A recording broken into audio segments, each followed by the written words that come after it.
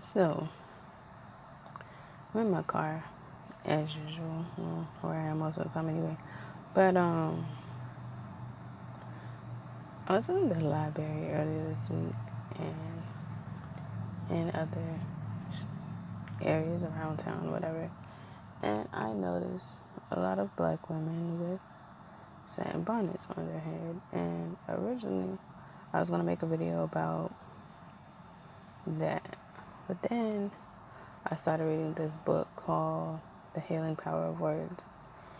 And it was talking about how words can, I had heard in the Bible that you're supposed to edify people and not tear them down, but the book pretty much was talking about that. And it was talking about how in different instances, this particular author was saying, there were different examples in the book. Of course, there were Bible scriptures because it was a Christian-based book. But he was saying, words can either heal or destroy a person. Because the words you could say to that person would either encourage them, praise them, or, something to edify them, or it could either wound them emotionally. So, like, they'll have an emotional scar based on, something that you said. So, I remember telling, like, somebody something similar to that. Like, saying, oh, you're always speaking negative. Don't speak negative stuff into existence. Like, the Bible talks about speaking stuff into existence, and that's how, of course, God created everything. He spoke it into existence. So, seeing how we're supposed to do greater things than what Jesus did, I was like, we could speak stuff into existence too. So, be careful about the things that you speak into existence. And one example in the book that I'll just say that was interesting to me was there was this little boy who had what I would say, was hot-headed. That's the term I referred to growing up. He had a bad temper. So his dad told him, okay, every time you get upset, go take a hammer and a nail and nail it into the fence. So at one point in the book, the little boy got to a point where he told his dad, I didn't put any nails into the fence today.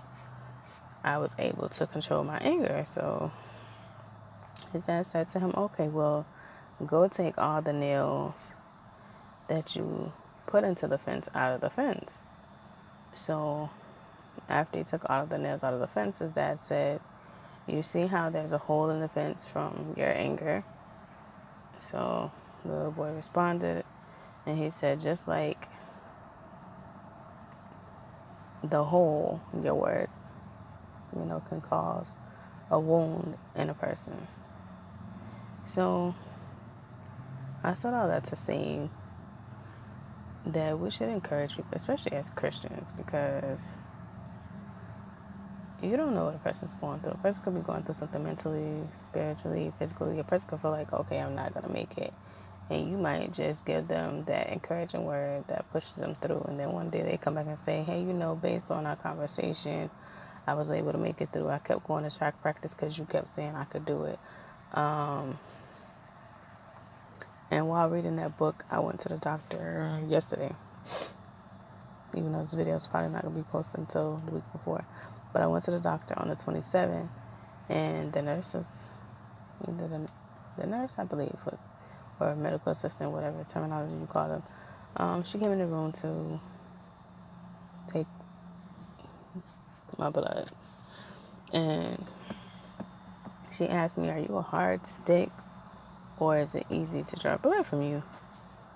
So I said, well, it's been so long since I've been to this office, but I know the last time I was here, I was told I was a hard stick. And she looked at me and was kind of like, oh, gosh. And I was just like, well, you can do it. So next thing I know, she was able to place the needle in my vein and eventually get the blood that she needed in order to send it to the lab to check. the levels in my body. So when I told her you could do it, she kind of looked at me and smiled. I don't know if that was what she needed or what, but that's all the Holy Spirit gave me to tell her. So just make sure that your words heal people or encourage people. Thank you for watching my videos, and God bless you all.